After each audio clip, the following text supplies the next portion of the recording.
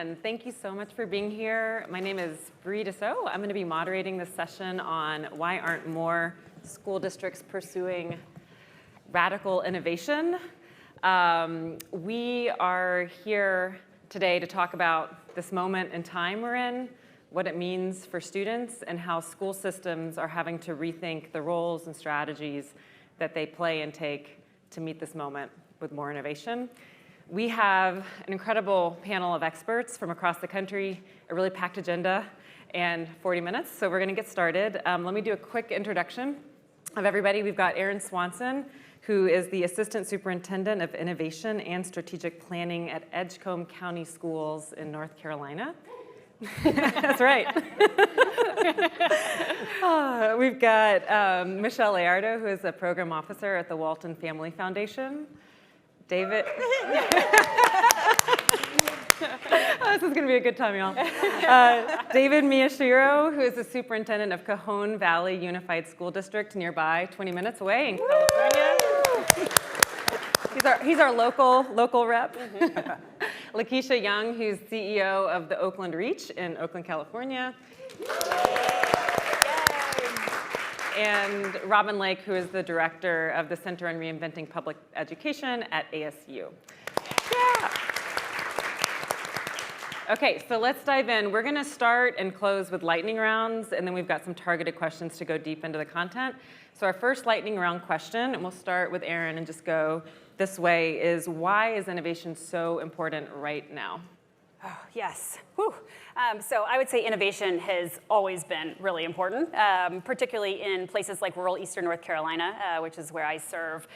We started asking our families 6 or 7 years ago, like what it is they want for their scholars by the time they're 25 years old. And the number one thing they said is they want their students to be able to pursue their purpose and their passion in life. And we heard that from kids, and we heard that from parents and faith leaders. And honestly, we have not done a great job of that at Edgecombe County Public Schools or in public education, pre-pandemic, during pandemic, or post-pandemic. And so we need some radical innovation now at the district level, the school level, the state level, to make sure that our kids are really able to pursue their dreams and that we're doing right by our community. We all know this, but our students are not reading. They are not doing basic math. They don't have the skills and the knowledge they need to pursue a career or a life of their choice. This is an emergency. To me, innovation isn't the what, it's the how we're gonna get here, how we are gonna radically change what we're doing that's not working for all students so that they all have the opportunity for their future. So interestingly, when we talk about innovation, our district gets thrown around once in a while. But at home, if you ask our city manager, our chamber of commerce, or the business owners, the parents, they'd say this is just common sense. It's not innovation. Our vision is happy kids and healthy relationships on the path to gainful employment. And everything aligns around those vision: happiness, healthy relationships, gainful employment. It seems just like common sense. So I'm the mama on this group, okay? We are the parent group that build a thing. So when innovation is happening, groups like ours are actually building models, right? To integrate into our systems to make sure our kids are being served best. So that's what innovation looks like to us. It is having the people closest to the problem actually building the solutions to solve that problem. We're 3 years into the pandemic, and if we think about where we are in terms of, I guess, situation report, I think of it this way: school districts, educators, all the people who are working on behalf of kids, community leaders are all facing two sets of wicked problems.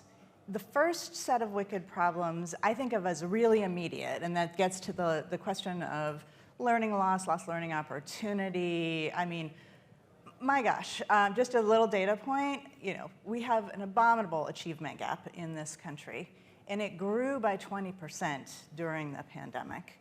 And so we not only have learning loss writ large, we have widely varied, extremely varied situations for kids, some of them incredibly dire that cannot wait. And then you layer on top of that, the mental health challenges, the burnout that teachers are experiencing in schools, the the challenge of just addressing these intense, widely varying needs are overcoming our school systems right now, and they're about to get worse because we're about to face a fiscal cliff. What my colleague Marguerite Rosa calls the bloodletting period, where the federal money that's gone to school districts is going away. State coffers are getting a little bit thinner. So if now is not the time to innovate around those wicked challenges, when is? Then the second group of wicked challenges is this more global stuff. So if you've gone to any panels on AI while you've been here at the conference, the other technologies that are developing that are so potentially exciting for kids, but also potentially disrupting to education, the other global dynamics that are taking place, what's happening with our democracy, with racial justice. So these are big things, and who are we? If we don't innovate now, when are we going to do it, really? Really well put. So we're hearing that innovation is taking us from school to state. It's simple while also really in demand and complex, and it's increasingly urgent. Probably everyone in this room has talked and thought about how critical this moment is as we really assess the state of affairs for our students. So while our panel is about why more districts aren't radically innovating, we have up here 3 systems, organizations and systems that are innovating at great pace and scale and depth. And so we want to start now with a deeper dive into what are you doing at Edgecombe, Cajon Valley, and the Oakland Reach to progress your systemic approach to change and to really innovate, and just help us understand some of the solutions that you see at play and that you're working toward right now. Sounds good. I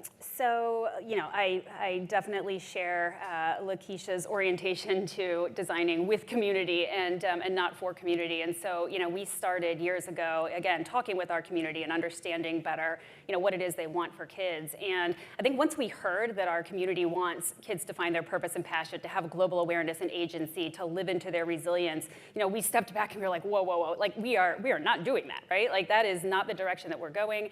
And we really have to do something pretty dramatically different. This incremental change just wasn't going to work. And so we started first with partnering with Public Impact. Many of y'all are familiar with their work in opportunity culture, strategic staffing, really because we recognized first we had to get great people into every place within our school system to make change actually happen. And so we started there. We started by creating a set of graduate aims for our community, again, to say, this is where we want our scholars to be by the time they're 25. And then we started, thinking about where are the early adopters in our system where we can actually go to the school with partnerships in organizations like Transcend and say, let's actually look at this school community, what they want for their kids, and let's design for that. Let's try something radically different. And so we created a micro school that we didn't intend to scale, but we intended to actually learn a lot about the types of learning experiences that our kids needed in order to be successful and to live out their dreams. We've scaled that over the course of the last several years. And then when we got to the pandemic and we started thinking about, gosh, now our kids are at home, how can we ensure that they are still having these opportunities to pursue their passions, that they're still having these opportunities to connect with people? We started kind of looking at what folks around the country in places like Oakland were doing, and we said, maybe we can try some in-district learning pods. Maybe we can offer every single secondary school in our district just $5,000 and say, hey, we know that there are kids in your school who are not being served right now.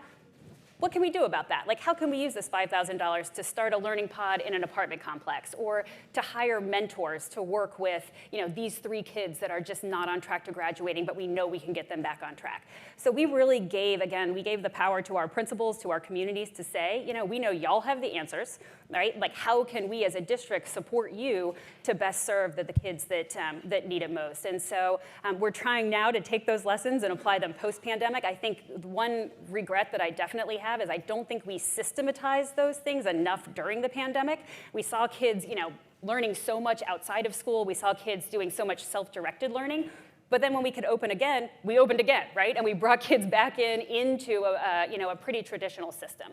And so I think what we really need to do now is to step back again and say, okay, like what is it that we learned? What was successful during the pandemic? How do we actually create systems to ensure that those things are still happening now that we do have this option of being back in a building? I think, oh, go ahead. Oh, it's my turn? Either. I thought you were going to speak, so I didn't want No, I'm just giving Aaron some love. there's Thanks, Lakisha. I'm going to share two little sub-stories. When I first started 10 years ago in Cajon Valley, one of the first meetings I had was with the city manager. And I'll never forget the conversation. I said, Doug, you oversee the police department, the fire department, public works, everything basically taxpayer funded except the school district. If we were under your purview, what would you have us do?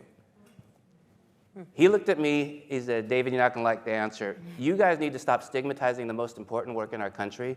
You see, we have the naval shipyards and we have the Marine bases here. There's lots of civilian and non-civilian jobs that you don't even expose your kids to. And my own departments, fire and police, you guys stigmatize that because it's not a straight path to a four-year university to get here.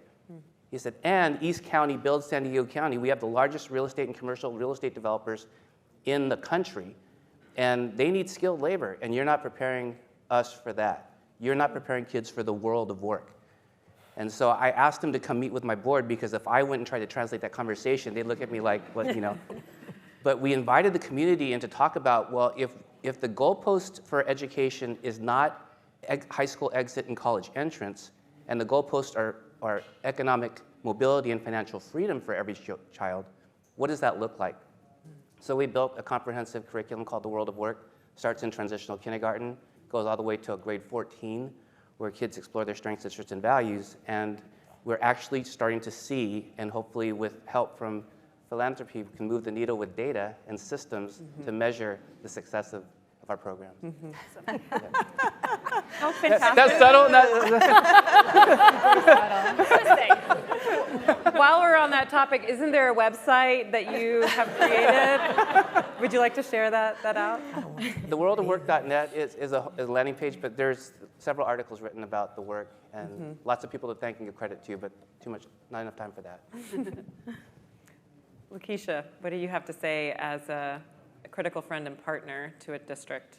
Yes, I need to build a bridge for you real quick though, because who we are, we weren't supposed to build and do what we did, right? Because like I said, we're the parent group. So let's go back just a little bit, 2019.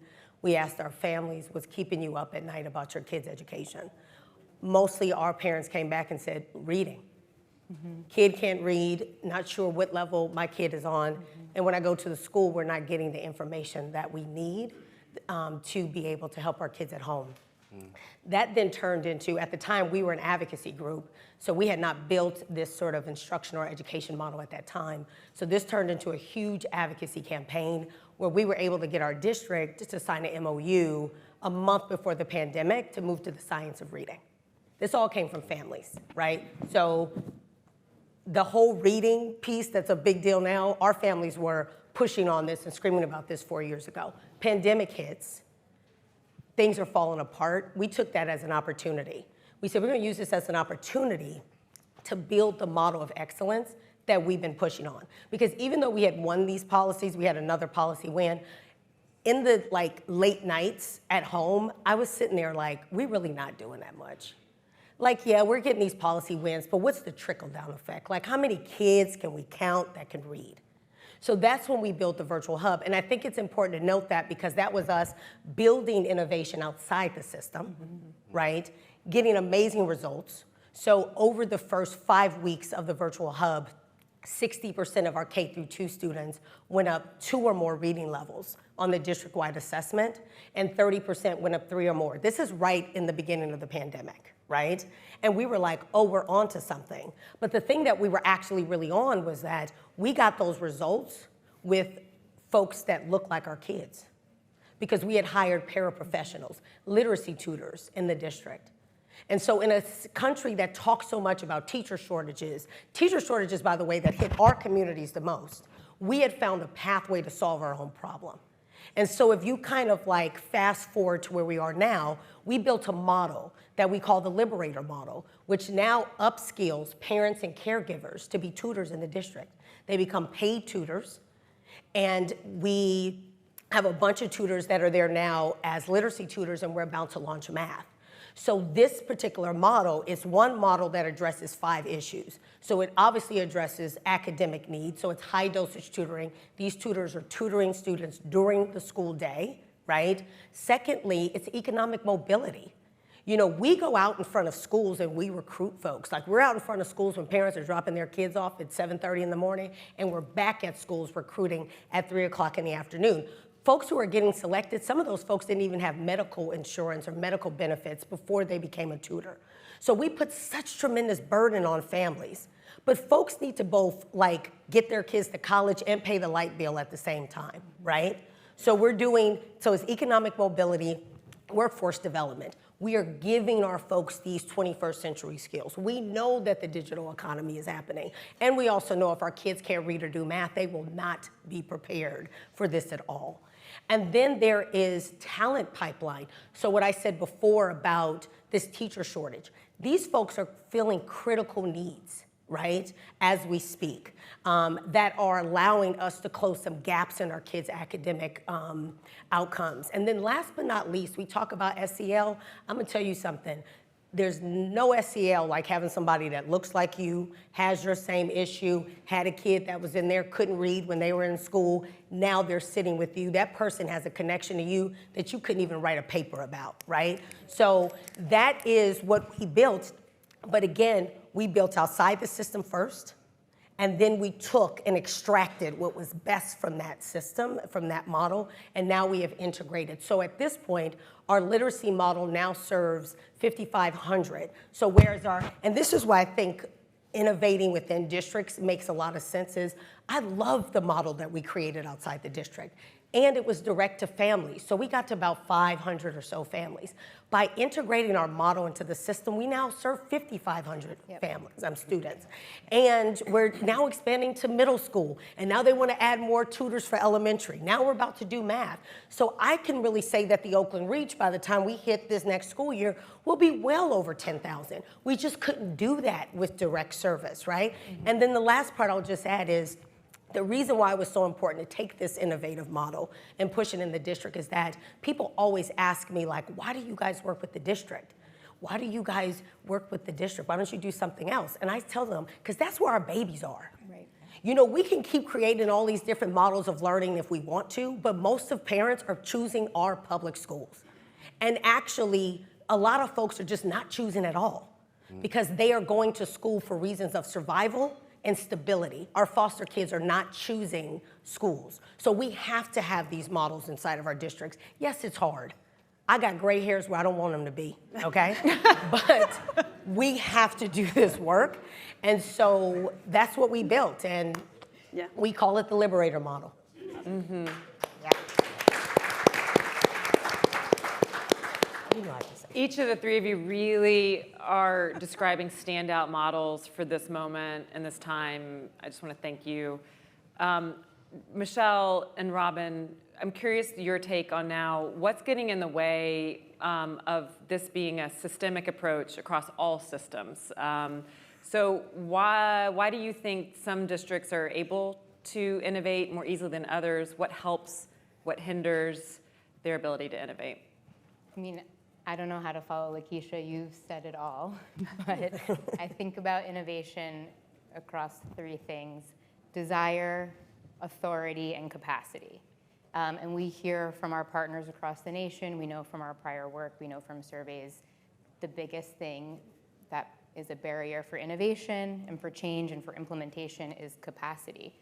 District schools are saying they don't have capacity, they don't have the talent pipelines, they don't have the right resources aligned to the right programs, they don't have the right data and information in the right times to tell them what to do. They're overwhelmed, you name it, they have everything. But I think the good news is we can build capacity. We can provide technical supports, we can leverage community assets, we can leverage these parent groups, we can create things outside of the system that don't exist in the system. We can create these structures, the data infrastructure, the rapid response information that's readable, that's available to teachers, to students, to parents, so they know what's going on inside their classrooms. We can provide resources and philanthropy to accelerate these efforts. So we can build this capacity if that's what's lacking. We just have to do it together with partnerships that are cross-sector, that are sharing resources and sharing the responsibility. Because if districts are in this alone, then the innovation doesn't happen. Yeah, I mean, I think that's terrific, Michele. I don't disagree with anything there. I will say, just before I get into kind of the barriers, I will say, just on a really positive note, I have never seen more hunger for innovation in districts than I'm seeing right now. And it's coming through in surveys and interviews and just personal conversations. System leaders, educators, folks are hungry for change. They know that they're beating their heads against the wall trying to serve kids, and things need to change. And so we're seeing just an incredible amount of interest in how do you use time and space differently to personalize education for kids? How do you use technology differently? How do you play with staffing structures? We've heard a lot about that so far on the panel, but my colleagues at ASU are doing tremendous work on this front, and the districts are coming in droves to learn more about what this might look like to allow teachers to team and differentiate and take on new roles and work with community members. So it's all really exciting. You pathway work, and I think there are a lot of things that stand in the right way, and Michele touched on some of them. Maybe I'll get to just a little bit more fine-grained kinds of supports that we think are needed, that we've seen folks run into over the years as they try to do transformative work in districts.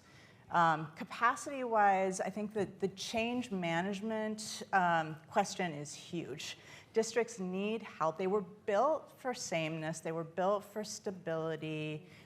They're rewarded for those things, and changing in a pretty radical way is very difficult from a technical standpoint and from a political standpoint. And so politically, there are internal dynamics and just changing central offices that are really tricky for superintendents to manage their relationship with their boards, their relationship with parents, bringing parents along about why these changes are needed, whether it's a new staffing structure in the school, more career readiness, why it's critical for kids, why it's going to look different, and why that's going to be okay.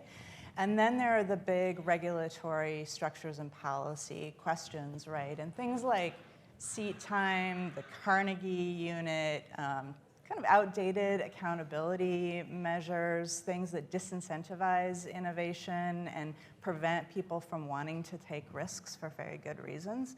Those things have to change too. But at the core of it, it's a leadership challenge, and we just have to be ready to help those brave leaders. Well put. Let's ask the three folks on the ground, what do you think as leading at the forefront of this work, what do you think are one or two of the biggest barriers that you face? And let's start with Lakisha and come this way. Well, one of the barriers we face, we just found out last week. Didn't even know it was a barrier till last week. So we're partnered with CRPE. CRPE is doing sort of deep research and building sort of an evidence model for our work, which is awesome. And in that journey, we just found out that we have not been tracking our literacy input so far.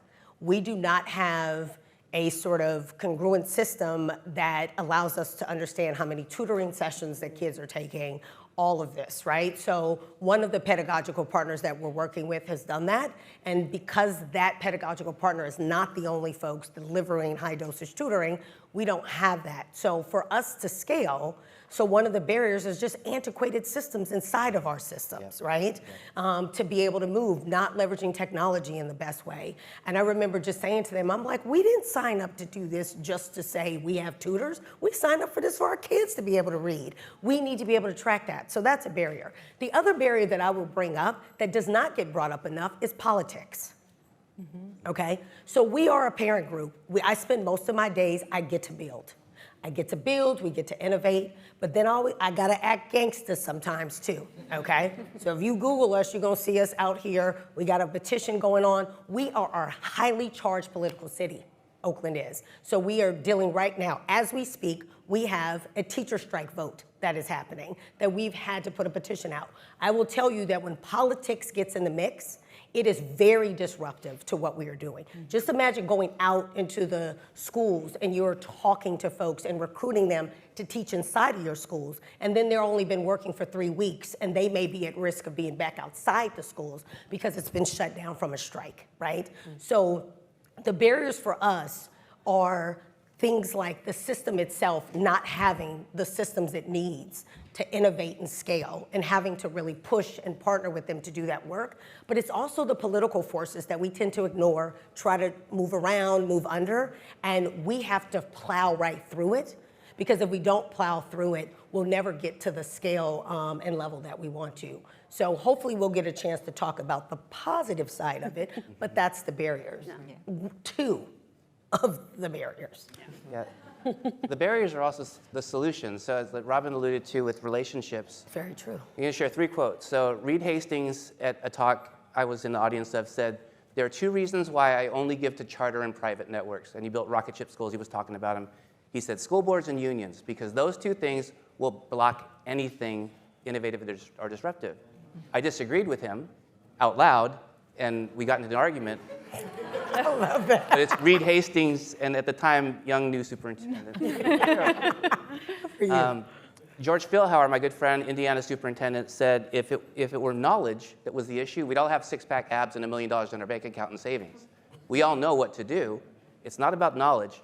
And then Ken Robinson said that innovations are like these seeds of possibility, but if you plant them in the desert, they're just going to die. You need to create a culture, a soil, an environment rich that can take these seeds of innovation and grow them to fruition. So with our district, we have incredible relationships with our labor unions and school boards. When the pandemic started, we invited our union leaders into closed session to meet with the board and to hear from our community. We were the only school district in April of 2020 to open and stay open and open at scale, and it was because the board and the union listened to the parents who said, distance learning isn't working and I need to go to work. Figure it out. So in April of 2020, we opened 1 classroom of 18 students, then we opened 2. When parents got word of what was happening, the wait list of essential workers went from 200 to 2,000. But we were videotaping and showing the amazing work that our employees were doing in person in April, and we started to get emails from staff. Can we come back too? Can we open our schools? And by June of 2020, all 28 schools were open. But that's because of organized labor, courageous school board, and relationships. Yep. I'm moving.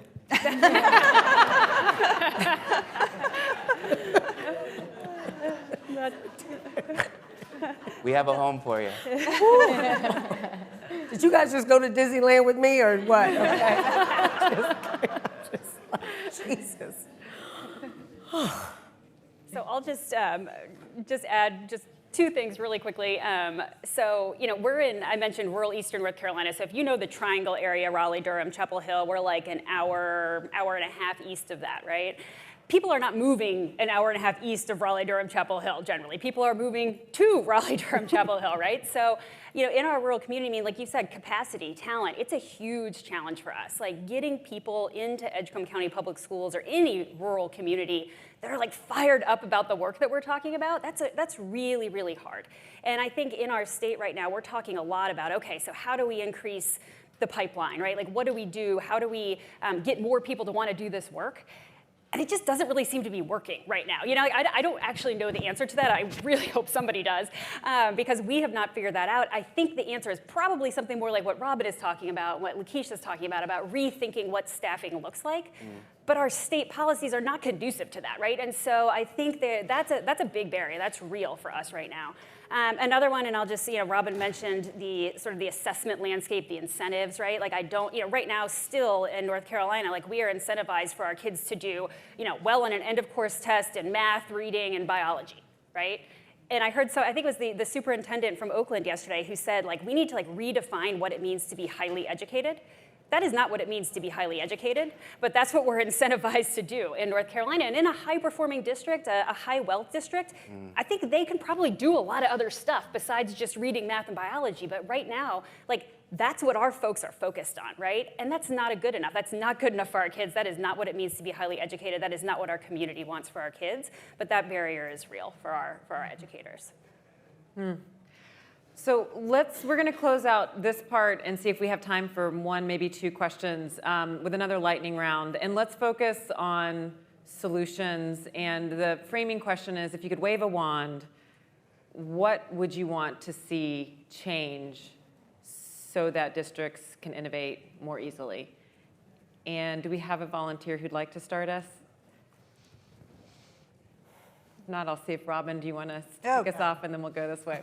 You knew it was One thing.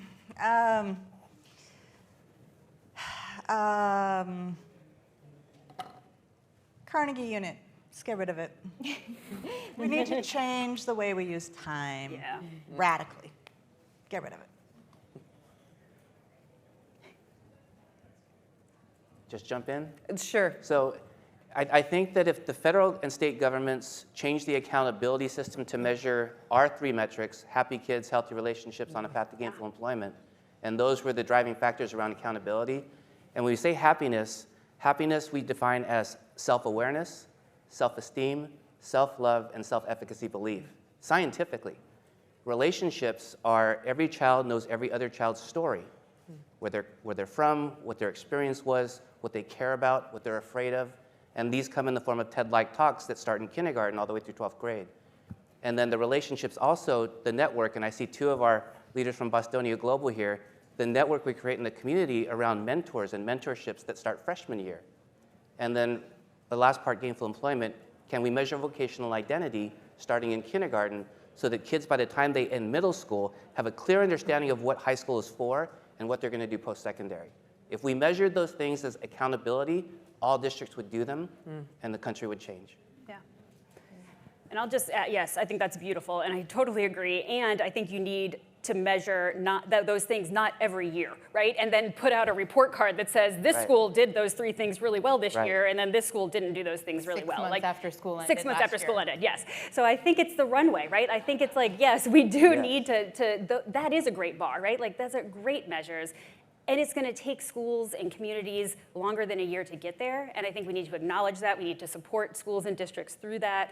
And still certainly hold them to that bar and those expectations. But I think we need that runway. We need that time to build, again, with our communities in that space. And I think during that runway, during that time, accountability is so important, and there needs to be ways to access this information in real time before it's on a report card. Parents need to know, students need to know, teachers, schools, all the way up. The public needs to know what folks are doing to address this massive problem, whether what they're doing is being done as intended, and whether it's working. And we just need that information constantly. Totally. Lakisha, any thoughts? I mean, I think I said most things. I'm still like in la la land about what he said about 10 minutes ago. I'm just like, what a different world we would have in Oakland if folks could work together. But the reality is that's not where we're at. So because we're not there, and we have built something great, I would like to see the great thing we build be scaled across the country. Oakland is not an anomaly. We have a lot of kids that cannot read. We have a lot of kids that can do math.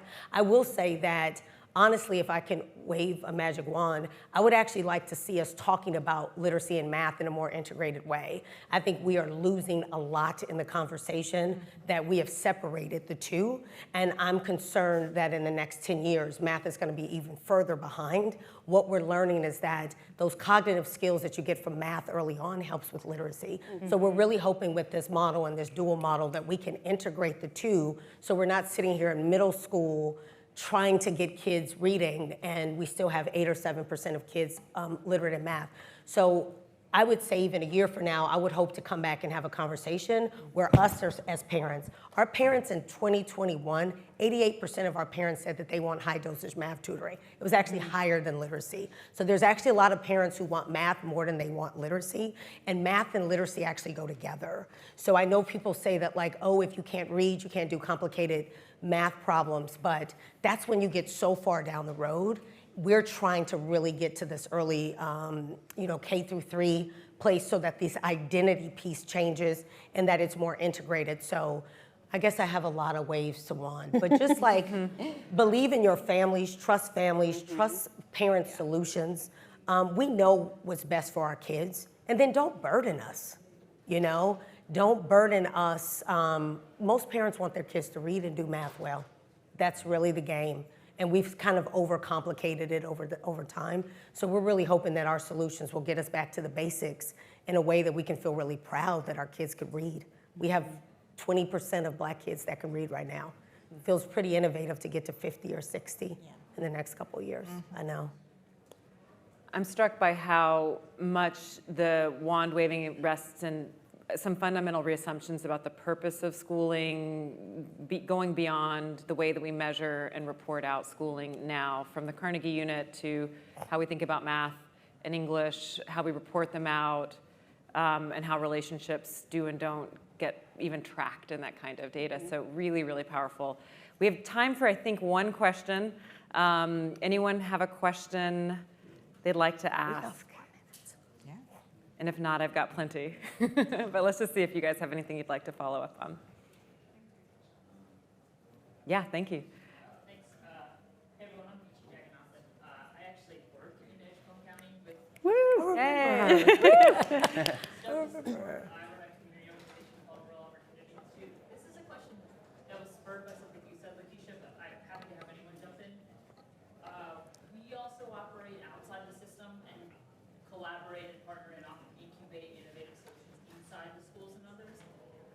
And one of the barriers we come upon, I think, is like sustainability, not just in terms of the program continuing, but financial sustainability. So I'm kind of curious how districts are able to make innovations that fit outside of how systems are typically operating financially sustainable, and or like if there are things that districts can do to make it easier for outside organizations to partner, but then eventually like hand off interventions. I can actually answer. That's a very good question. So with our literacy model, and this is, I think, the interesting part. I think Walton and Dale were big on this sort of like durable change piece, what we were a part of. And I think I was all like frustrated by it. Like, oh, we're trying to build this thing. Give us some time. I think she got some emails from me. Like, give us some more money and give us some more time. But I did keep that close to the chest. What does durable change look like? So literacy was the first thing that we really launched, and we had to launch that with philanthropy. We were able to work with the district, but we needed philanthropy to launch this model that became the Liberator model. Interestingly enough, we've been able over the past 2 years to move that off of philanthropy and on into the district, right? Which means that the math model is not being launched with any philanthropic dollars. It's all coming from the district. I think a way that that's happening is the staffing piece. Our district has 600 vacancies. I know Edgecombe has probably 600 vacancies. So it is about meeting the actual employment needs that they have. So they pay us to recruit, and then those folks become employees, right? So that's one way in which we create sustainability. The other thing is when we came to them for math, we originally came to them with a pedagogical partner, right? And they wanted to work with their current partner, which is Eureka Math. I think a lot of you guys have heard of them. Well, Eureka Math was like, hey, we've never actually did PD and worked with mamas from the neighborhood, but we'll figure it out. And at a $4 million investment that the district is making, we're gonna figure it out with them. That means we don't have to spend the money or go after money, right? They're using their own dollars. So we're actually helping the district use their dollars better, right? Mm-hmm. So when Walton put that sort of call to action in front of folks about durable change, I think we really took that charge. We took philanthropy, but then we evolved it so that the district would take it on. And now we've launched math, and I'm looking around, I'm like, I got a few dollars in my pocket, right? Because they're taking that on. So I would just say, like, this is called innovation. So I think it's just being creative around where their gaps and where their needs are. They actually have needs and vacancies that they can fund. So we have to find the right solutions to put in those gaps. Can I just throw one thing into the mix? Now is the time to think about financial sustainability while times are a little good financially, right? With the ESSER dollars, districts really should be thinking right now about building the infrastructure that'll support innovation long term, whether it's revamping their procurement system or really investing in R&D around new staffing models, not locking in a labor-centric structure which is going to impede innovation long term. Don't do it. Real quickly, something you said earlier, Lakisha, is when districts have new ideas or innovations, you have to stop doing other things. Yep. Yeah. So legacy systems have to go away as new things come in, or you're going to double spend. It has to be strategically thought in terms of priority. And in my opinion, if those legacy systems do not have the data and the information that they are working, they have to go. Yeah. Yep. What a great final grounding question. Thank you. That was very concrete. Huge thanks to our panel. One or two things just to know. CRPE, we will be studying districts over the next, we have been and we're continuing to study districts on the ground pursuing these more radical innovations. And we'll be publishing on the ground as we go learning. So just stay tuned. We're CRPE.org. worldofwork.net. And any other questions you may have for us, we'll be out in the hallway to make room for the next session. Thank you so much for staying this whole time. Thank you.